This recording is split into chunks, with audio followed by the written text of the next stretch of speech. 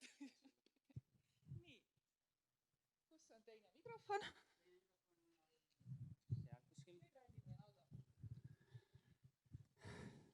Tere!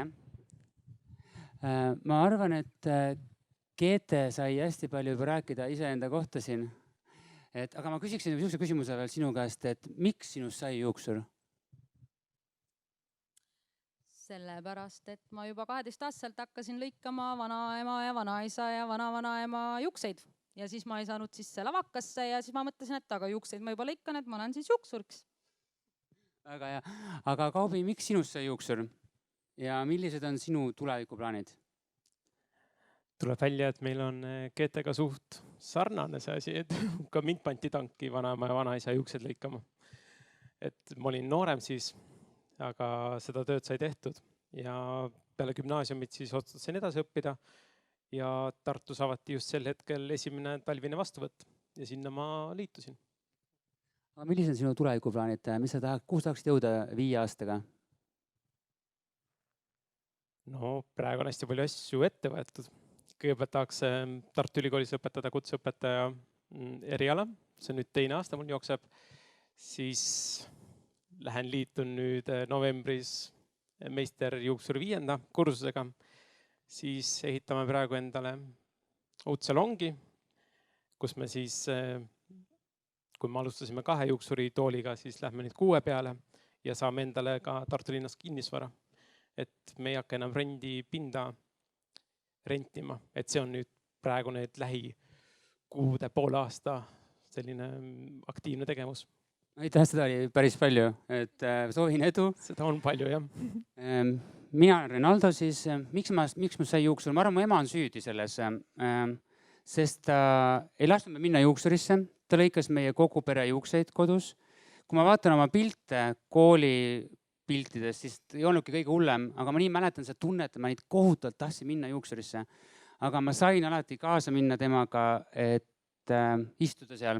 Ja see tundus nii huvitav, väikses Väätsa kohas tundus, et see on ainuke koht, kus see elu keeb. Et sa kuulsid kõike, mis sa räägid ja see kõik oli nii paeluv, et ma arvan, see oli üks põhjus, miks minust sai täna juuksur. Ja 7. klassi suve vahel ma hakkasin käima Väätsa juuksuril abiks. Ma rääksin uimas, et ta võtaks mind sinna, et hakkaks mulle asju näitama ja laseks seal proovida. Ja nii läkski edasi ja nüüd ma olen olnud selle asja sees 23 aastat. Et 23. Ja, ma saan 40 see aasta, järgmine aasta 40 siiski. Jah, 20. Nii. Aga tegelikult on täna see, et täna kogu selle asja fookus on olnud meil probleemsed kliendid. Et me oleme rääkinud erinevates võtmetes, erinevate kõnelejate poolt probleemsetest klientidest ja kuidas seda lahendada ja et konsultatsiooni puudulikkus on kindlasti, ma olen teiega nõus, on üks põhjuseid, miks see olukord tekib.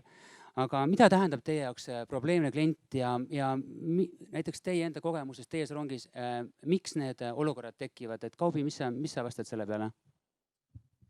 No nii, meil väga palju probleemi ei ole.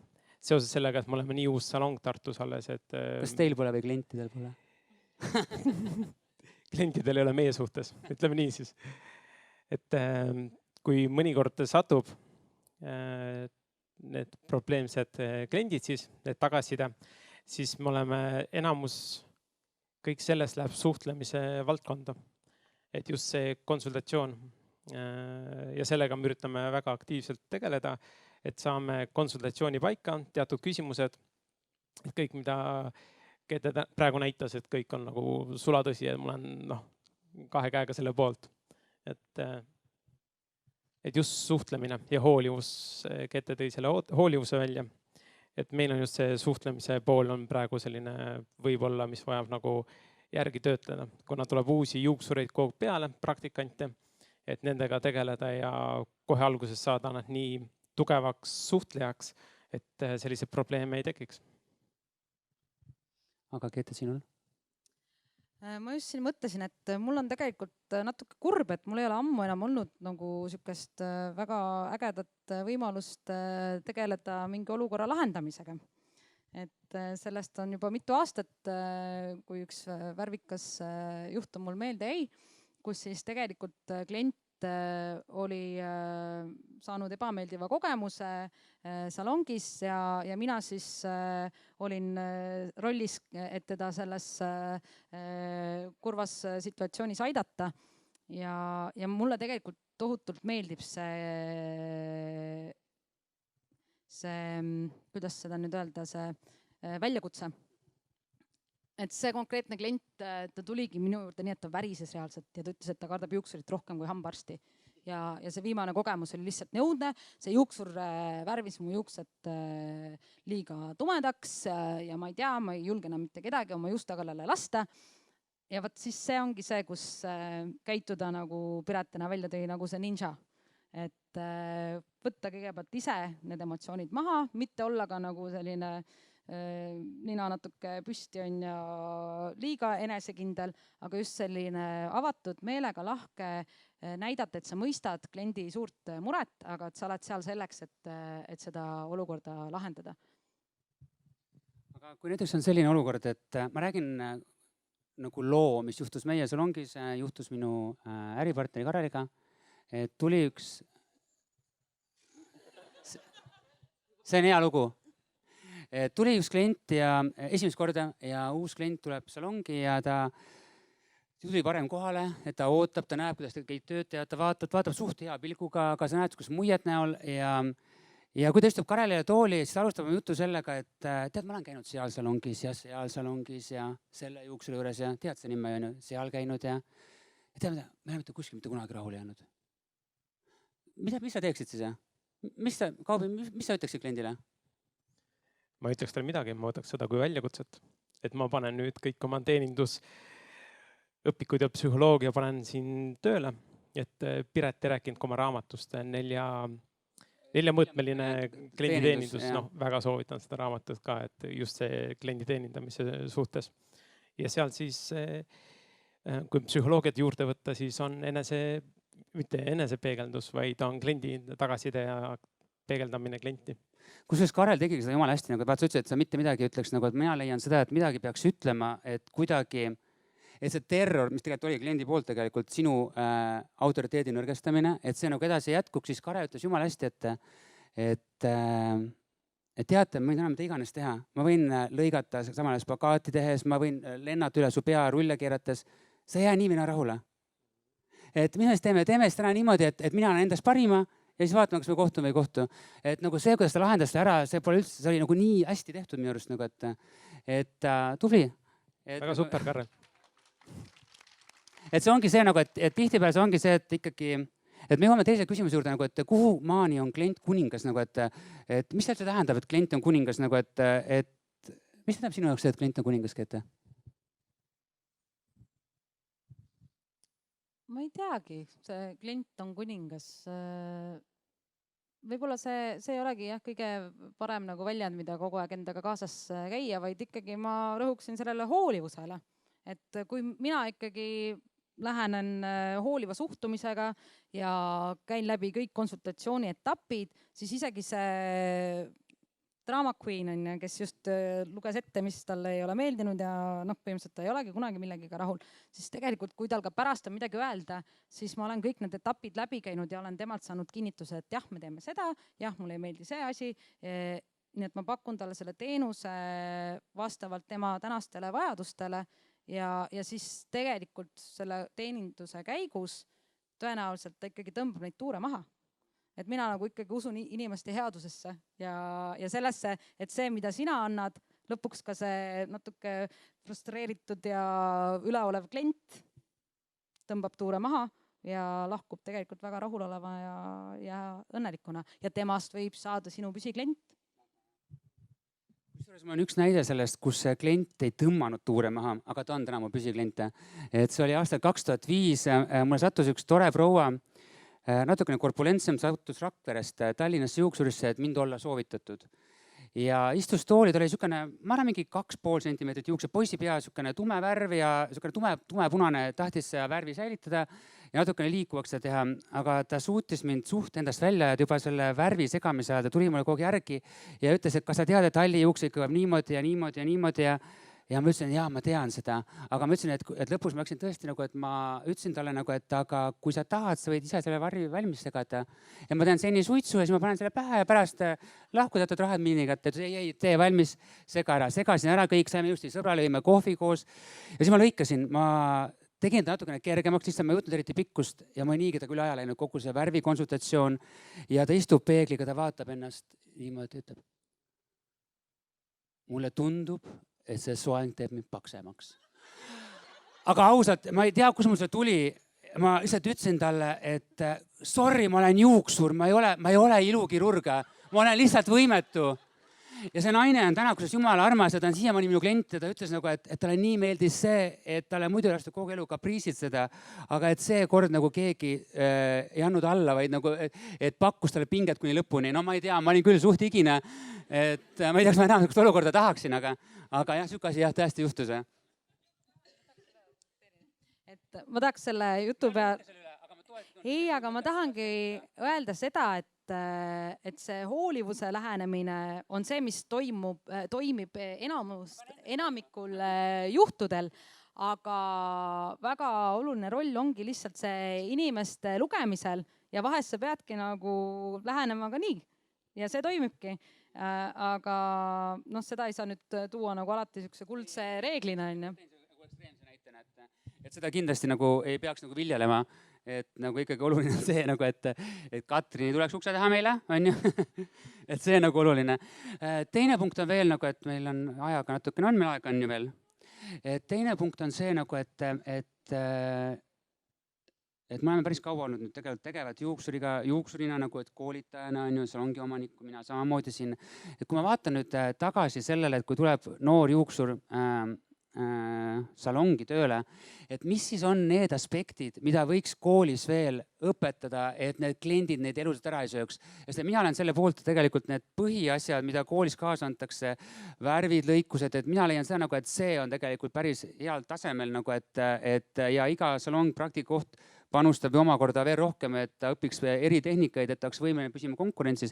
Aga just see, et kliendiga hakkama saada, et mis võiks olla need paar asja, mida võiks nad koolis kaasa saada lisaks veel? Keete, alustad sina? No ma arvan, et saabki lihtsalt panna veel rohkem rõhku konsultatsiooni poolele ja suhtlemisoskustele üldiselt. Et mitte just niivõrd teoorias, vaid seda ka salongis, ka koolisalongis ja praktikal olles reaalselt rakendada ja panna neid õpilasi seda läbi tegema. Sest ma mäletan, kui raske see oli minul alustava juuksurina, see tundus kõik nii võõras ja mulle tolle koolis sellest nagu midagi väga ei räägitudki. Pigem oligi see küsimus, et kui palju võtame ja mis värvi soovid ja kuidas võtame, klient ei tea ju, kuidas ja mõnuga. Meil võetakse mõnuga, jah. Aga jah, et ma arvan, et rohkem seda klienditeeninduse poolt, et see läbi käia ja toetada neid noori õpilasi just selles osas, et nad saaksidki aru, miks on need soovitused antud ja mitte mõelda seda, et keegi käsib mul jälle midagi teha, vaid mõelda ja toetada neid sellel teekonnal, et leida siis see oma viis, kuidas see klienditeenindus muuta enda jaoks mugavaks ja loomulikuks protsessiks. Mina panen kõik praktikandid, kes meile salongi tulevad, siis mina näen seda, et tõesti värv ja lõikus on nagu kooli poolt juba basics on olemas ja mina panengi praktikandid suhtlema. Mitte kliendi käest isiklikku küsimusi küsima, vaid räägi, mis sa teed. Räägi, miks sa seda toodet kasutad. Kui peapesu kohtale, et miks sa seda šampooni võtad, et suhtle kliendiga. Võib-olla klient ei räägi sulle mitte midagi vastu, aga sa ise räägi kõva häälega, mida sa teed. Et ma ei saa nagu tuua praegu näiteid praeguses koolielus, kuna ma ei ole ammu üheski koolis käinud ja seda praktilist tööd seal näinud, aga ma mäletan enda kooli ajast, et meil puudus selline asi, et me oleksime neid hooldustooteid kliendile tutvustanud või võtnud kasutustoodete riiulist kaasa viimistlustooted, mis me paneme enne viimistluse loomist ja ja soengu lõpetamiseks pähe, et alustada sellest väiksest asjast, et reaalselt inimene näeks, mida see juuksuriõpilane ka kasutab, pluss sinna juurde siis ka see info, et ma tean ka, mida ta kasutab, miks ta kasutab, kuidas kasutab. Ja ma olen tõesti nõus sellega. Üks asi veel, mida mina olen, kui tuleb praktikale salongi, et vahepeal kus koolist, et ma õpetan, kui nad teevad konsultatsiooni, et rääkides lõikusest ja vormist, et nad kasutaksid rohkem käsi, et nagu näidata see pikkus kuhumaani ja kuju ja, sest et kliendid ei pea aru saama, mis asi on gradueering, mis asi on layering, et see nagu ei ole kliendi jaoks see jutt, vaata nagu, et just ongi see, et ma olen öelnud, kui teed konsultatsiooni, kasuta julgelt käsi, nagu, et näita seda nagu, et kuhumaani see pikkus sul jääb, vaata on ju, et ei oleks kahtepidi mõistmist. Ja teine asi veel, mis on, ma olen öelnud kõigile mingi nipp, et kui klient tuleb salongi pildiga, siis mina isiklikult viskan see pildi kohe minema. Et mind tegelikult ei aita see, mida klient arvab, et tema tahab, et ma istume rahulikult maha, mulle väga meeldivad sellised kliendid. Istume maha, võtame lahti Pinteresti või mis iganes interneti mingi lehekülje ja ma ütlen, et palun näita mulle, mida sa kindlasti enda peas näha ei taha. Et tegelikult see info aitab sind palju rohkem, sest et klient teab 100% kindlat, mida ta ei taha enda peas näha. Et ma leian, et see nagu on edasiviiv jõud. Ja teine asi, mida ma arvan, et noortel jääb vajaka, on see, et nad kardavad konsultatsioonil pakkuda õiglast hinda, mis tuleb.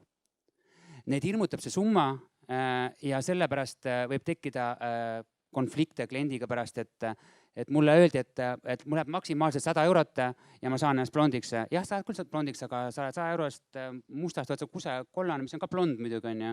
Aga maksad 100 veel, no siis ma saan parema.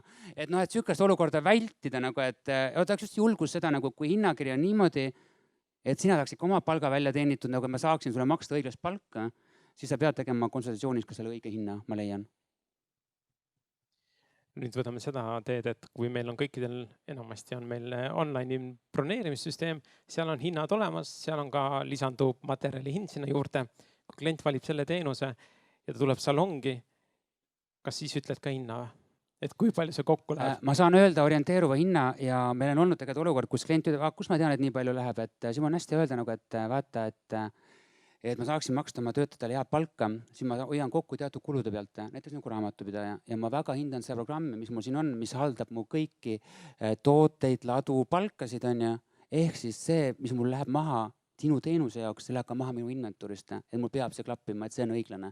Et ma saan öelda, ma ei saa täpselt öelda, palju sinu peal läheb neid gramme, ma saan öelda sulle umbkaudse hinna tõesti ja ma saan öelda sulle ja ma arvan, et kui sa oled olnud juba mingi üle 7 aasta juuksuris, sa oled erinevad brändid läbi proovinud, et sa eksid tõenäoliselt võib-olla suurusjärgus 50–70 eurot on ju, nagu, et oleneb nagu, et mitu korda peab mõnda asja tegema on ju.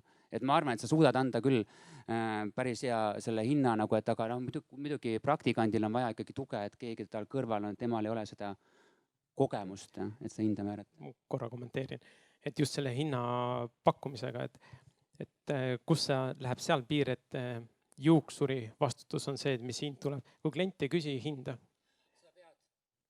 peab ütlema minna. Tegelikult on see värk, et kui sina teed, kui klient tuleb konsultatsiooni, tema ei pea küsima seda, aga temal on alati pärast õigus öelda, et ma ei arvestanud sellega. Sina pead ütlema minna, sest et sina müüd seda teenust. Kui ta on just online'is pannud, kui ma teen lisateenust, siis aga tuleb see online'is on, ma ei tea, kuidas teil on, meil on niimoodi näiteks nagu, et esiteks, et kõik toonid, mis on värvimised, vähemalt 2 tooni, alates 2 toonist heledamaks ja eri värvimised on kõik ainult pärast konsultatsiooni. Ehk siis, et ma teaks üldse aega broneerida kinni, mul on vaja neid juukseid näha, teha testsalke, ma tean, kaua mul läheb reaalselt aega selle töö tegemiseks ja siis ma saan öelda suht täpse hinna, palju läheb see. Ma arvan, see on väga hea variant, et vältida erinevaid lolli olukordi, mis võib tekkida salongis. Ma olen ka seda meelt, et konsultatsioon on täna väga popp, trendikaid ja ajanõudlikke teenuseid on kindlasti oluline just.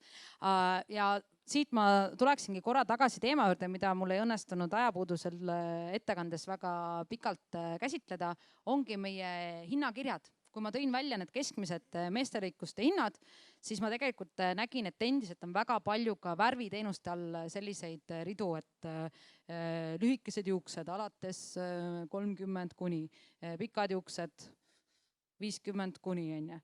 Noh, tegelikult see muudabki meie elu nii palju raskemaks, et kui palju meil värvimise peale aega kulub tavaliselt.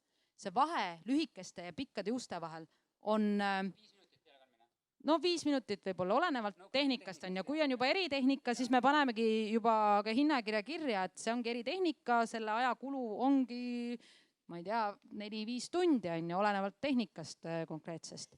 Et siin ma kutsungi teid üles tegelikult vaatama üle oma hinnakirjad, et ei oleks neid alates 50 kuni hindu, vaid mõelge välja, palju teil keskmiselt värvikliendil aega kulub, alati on erandkliendid, nendele te saate aega juurde arvestada, kui on tegemist püsikliendiga. Aga pange konkreetne hind värviteenusele ja pange eraldi värvigrammi hind. Et siis on ka lihtsam vältida neid igasuguseid kurtmisi peale teenuse sooritamist. Aitäh. Kas keegi tahab lisada midagi enda kogemusest mingi situatsiooni? Jaa. Meil on üks väga juhtum aastate tagusest perioodist, kus olid alguses alles need eritehnikaga värvimised tavajasid olnud sombre. Ja juuksur, kus oli väga tugev ja ongi väga tugev rist ka, eks ole, ütles kliendil alguses hinna, et läheb kuskil circa 100 eurot. Lõpuks 4 tundi sai sellest 100 eurost 200 eurot. Ja küsimus on selles, et olukord lahenes kokkuleppe, et klient ei olnud süüdi selle kohta 100 eurot lahenes, süüdi et kliendi informeerida, aga peale seda ma ehistasin tarbijakaitsest küsisin, et tarbijakaitse seadus ütleb, et tuleb hinda öelda piisava täpsusega ja kliendile arusaadavate elementidega, mis on piisav täpsus. Piisav täpsus on 5 grammi, kui piisav täpsus on 5 eurot. Ja tarbijakaitseametid ütles mulle, teate, 5 eurot või kellegi ole väga suur raha. Te peate oskama öelda õige hinna. Järelikult oma peas, ma seda väga hästi välja, et see 15 oled nii kaua aega töötanud, sa tead umbes, et ta läheb 50 grammi, läheb värvi, ütled igaks 60. Ja kui nüüd peaks maksma 50, siis tuleb mul tarbijakaitse seaduse ees maksa 100 võitnud. Et see täpsus tegelikult ja üks teine on jah see, et kui te hakkate oma hinnakirju ümber tegema või vaatate seda hinnakirja, siis palun vaadake selliseid liiguprogrammitega lugeda emale või vanaemale, kas tema kaasab sellest hinnangust aru. Kas sõna eritehnika on teil jaoks aru saada? Kas riiputamisel ja värvimisel on vahe, et see saab aru, mis see vahe on? Kahjuks vaata neid eritehnikat ja triibutamis, neid ei saa mitte kuidagi teistmoodi sõnastada, nagu, et see meie see spetsiifika, nagu, et ja kindlasti ma nõus sellega. Ja ühestusel juhtusel teenusel on triibutamisel ma selgeks teha, et lahti triibutamine, sul on eritehnika orisana, ja läheme koos ja toimuda. Ja see on lahti. Aga tegelikult see ongi niimoodi, et vaata nagu, et ma saan öelda täpse hinna ainult siis, kui mul on klient reaalselt salongis, et ma teen talle testsalgu, et ma vaatan, kui kiiresti ma saan teledaks ja mitu erinevat tooni mul jääb sinna vahele, et ma tean umbes prognoosida. Kui tuleb klient sisse, et elendusteenus, mul ei ole konsultatsiooni ja ma ütlen talle, et meil jääb umbes täna 150 eurot. Tal on pruunid juuksed ja tundub, et ma peaksin saama eledaks, on ju. See olukord võib väga ruttu muutuda, kui pärast esimest korda ma hakkan maha pesema, ma näen, et mul tegelikult pole läinud rohkem maha. Siis mul on 2 võimalust, ma ütlen, teate kallis, et mul on täna, hetkel on 100 eurot täis juba ja ma peaksin vähemalt korra veel panema selle peale ja pluss veel toonima, et täna läheb see olukord niimoodi. Et väga lahedalt selle asja on ära teinud loomade kiirabi. Ma just olen pidanud seal olema enda 2 koeraga viimasel ajal, üks neilast tuleb ette ja teine oli lihtsalt haige. Ja seal on tõesti niimoodi, nagu, et öeldakse sulle, nagu, et sul läheb nii palju see summa ja kui see summale hakkab lähenema, tuleb sulle telefonikõne, et teate, et meil on vaja teha täiendavad need asjad, nagu, et kas te olete nõus, et meil läheb rohkem seda summat. Ma sain pärast teada, et see oli täpselt tarbijakaitse ettekirjutus nendele. Et ma arvan, et kui ma ei teeks konsultatsiooni, siis ma peaksin kasutama see varianti, et ma ütlen kliendile, et teate, et 90 eurot on täis tiksunud, et nüüd 10 euro eest ma saan see juuksed ära kuivatada ja pakkuda sulle kohvi ja that's it, on ju. Et selles ma ikkagi ütlen, et konsultatsioon on ikka oluline, et esiteks ma säästan klienti, et ta teab ette valmistada oma rahakotti.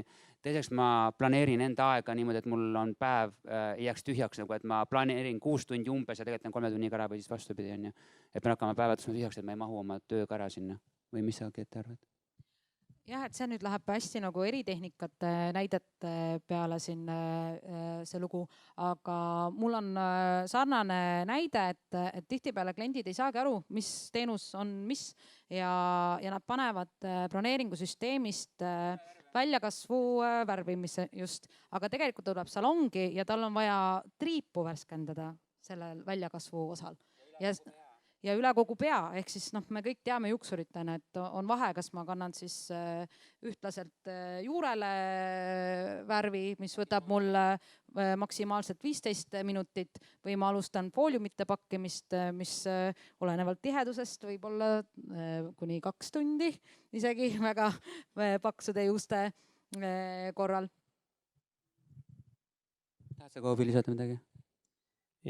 Jah, ma arvan, et kui ta on lihtsalt vale online broneeringu teinud, enda arvates tegid õige, aga tuleb salongi, tuleb midagi muud välja, siis peaks vist üle küsima selle ja otsustama, kas seda tööd üldse saab teha või mitte. Ja, kindlasti me oleme teinud niimoodi, et kui klient on, uus klient, tema nagu, meil on hästi palju juhtum, ma ei tea see aasta, kuidas, miks, mis on jäänud tore, aga meid on leidnud üles Erasmus tudengid nagu massiliselt nagu tulevad salongi ja millegipärast Salon Infra ei paku kõiki asju inglise keeles nii hästi kui võiks. Muidu ma väga rahul selle programmiga nagu parim asi üldse. Ja ongi täpselt olukord, nad tulevad sisse ja on 2 tundi aega ja tahavad a la paliaasi värskendust. Et siis ongi meil valida, et kas me pakume talle välja mingisuguse kombineeritud variandi, et ta saaks samalaadse asja või me lihtsalt broneerime talle tõesti uue aja.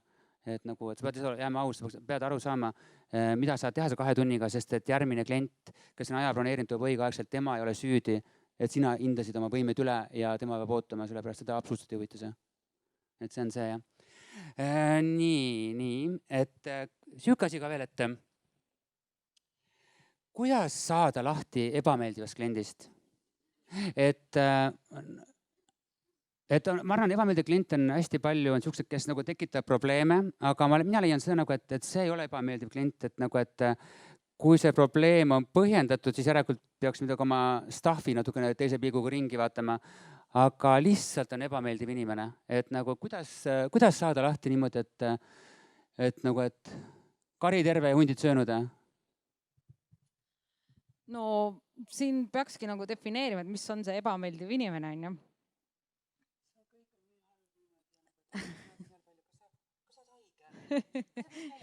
Vaat, see olenebki sinu suhtumisest, et kuidas mina selle nii-öelda ebameeldiva kliendi siis provotseerimisega kaasa lähen. Et mul ausalt öeldes puudub kogemus ebameeldivate klientidega või et kui ma näen, et alguses ma olen jah, sihuke loll ja järjekindel, jah. No just. Et kuidagi mulle tundub ikkagi, et ma olen nagu suutnud ennast emotsionaalselt vaos hoida, et sellest ebameeldivast kliendist on tegelikult saanud meeldiv klient.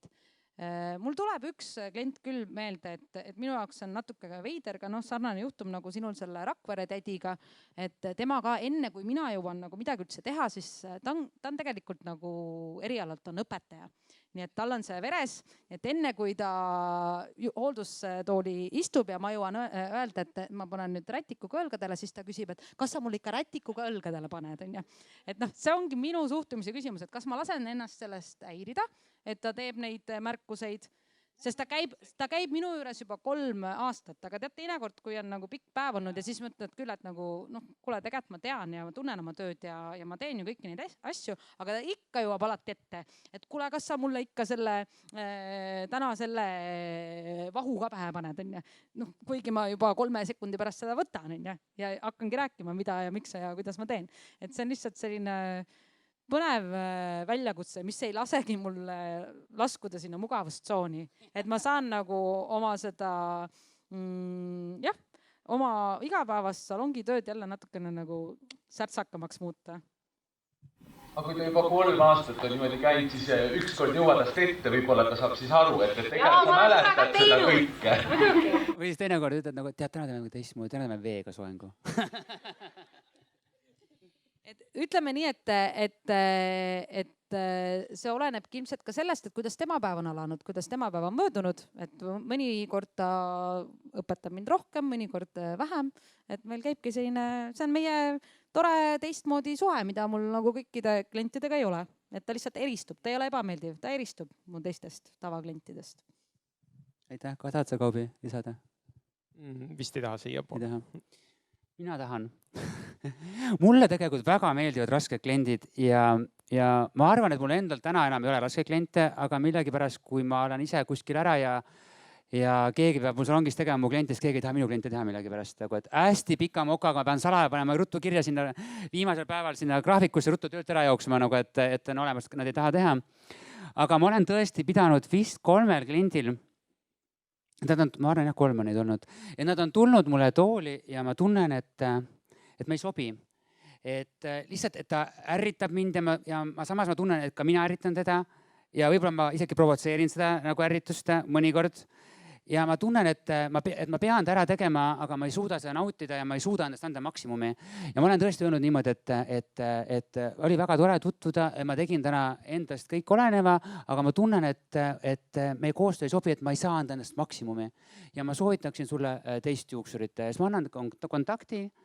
Ja ma olen ühte nendest 3 näinud linna peal ja kes on tulnud mind tänama, et ütles nagu, et see oli lahe asi, ma tegin, et algul oli väga šokeeriv, et kas ma ei ole piisavalt hea sinu jaoks on ja et siis kui ma mõtlesin, et nagu, et aga tõesti, et äkki me ei peagi kõik sobima, et aga ma olen väga rahul selle juuksuri, mis sa soovitasid mulle. Noh, äkki 12 vihkavad mind, ma ei tea. Ehk siis sa olid tegelikult aus ja sa jäid iseendaks. Olin hooliv iseenda suhtes. Tänase selle podcasti lõpuks naljakas see, et ma algul mõtlesin, ma olen hästi ebamugavalt tunnen ennast täna siin, et ma mõtlesin, ma oleks pidanud küsima Eva Esse, kas need materjalid ette, et nagu, et ma olen siin täpselt vastupidi, et kullas, karras, sõrmused ja prillid. Aga ma tunnen ennast jumala hästi. Ma korra ülal mõtlesin küll nagu, et kurat, oleks pidanud küsima selle materjali ette niimoodi, et tõmban ikka selle musta retuusi selga ja mingi pastellise pintsaku peale. Sinine.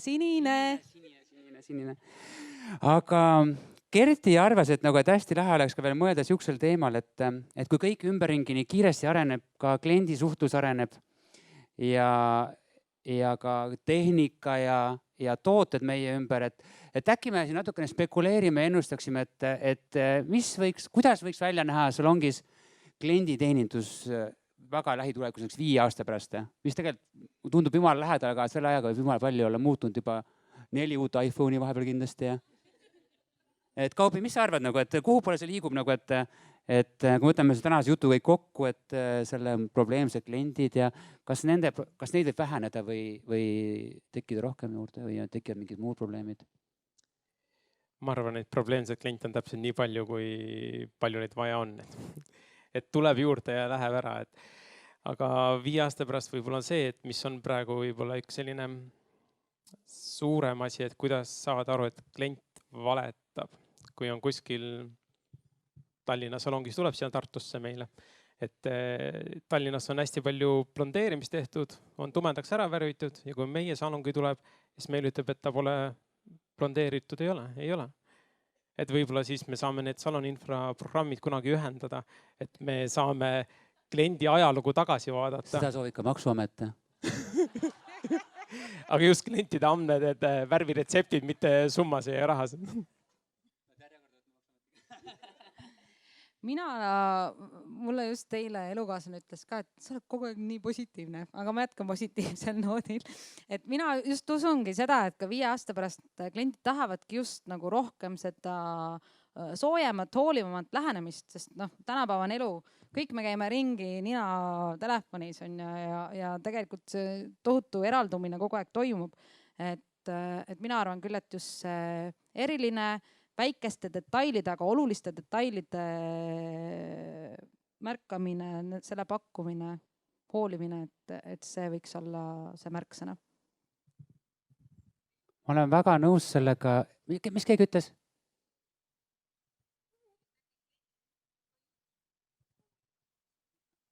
Ei, mina ei usu, et seda juhtuma hakkab, aga ma arvan seda, et see tegelikult kõik on jutu õige ja ma arvangi, nagu ütlesidki, et ma arvan, et hinda lähevad need juuksurid, kes valdavad ja oskavad ja tunnevad ennast vabalt erinevates värvimistehninkates.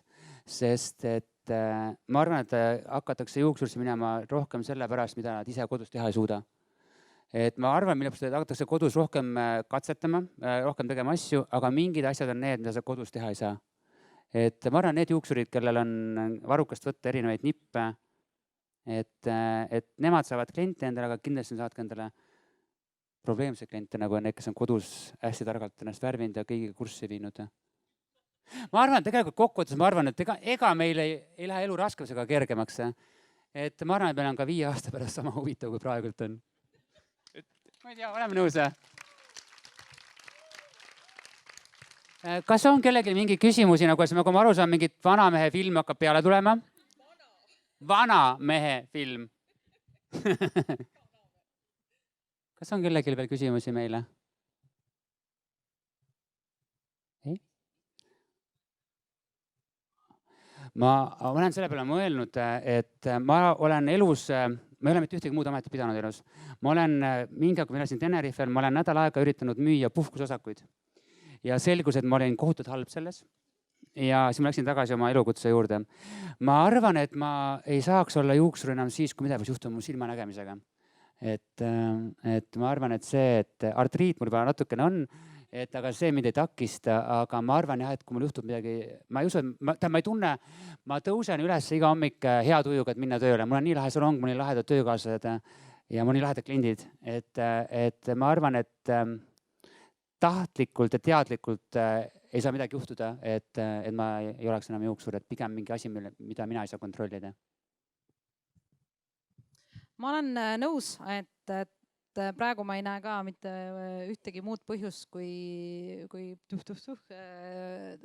tagasilöögid tervisega. Aga ma tookski välja siin ikkagi selle, et ma näen, et selleks, et ei tekiks seda ületöötamise momenti ja seda ainult näen negatiivsest ja kõik on vaha ja nõme, et selle jaoks peab iseendaga palju tööd tegema ja enda aega väärtustama ja mitte ületöötama. Töötada saab ainult see inimene, kes on kõrgelt motiveeritud. Et need, kes vaikselt kulgevad, need ei ole kunagi üle töötanud. Aga mis minuga peaks juhtuma? Ma arvan, et ka aru saada nägemist. Et ma arvan ka, et siis, kui midagi peaks tõesti nii juhtuma, kui kas või silma nägemine või käed enam ja ratastoolis peaks olema, siis ma saan ju õpetada edasi. Ongi see, kui silma, ongi, kui midagi juhtub, sa õpetad, aga kui silma nägemist ei ole, nagu see on väga raske õpetada, kui sa oled õpetanud värvi inimestele. Aga sul on teadmised ju peas. On teadmised, jah. Paned vastand värvid vastu. Ja mõte saab segamini, et silmad kinni näitad kaardi peal, nagu et näed, segad sinise kollasega, aga tegelikult on hoopis punane ja mingi muu värv. Et jah, meil on lahe töö ja rasked kliendid, ma arvan, et nad ikkagi tegelikult annavad värvi meile ja tegelikult see tunneb see, et sa elad, et sa pead kasutama oma kõik instinkte, et neid olukordi kontrollida. Hindad positiivseid kliente nende kõrval. Täpselt. Et suur aitäh teile, et jagasite oma mõtteid sellel teemal ja suur aitäh Kertile sellise asja korraldamisest. Teeme Kertile kõik ühe suure aplausi.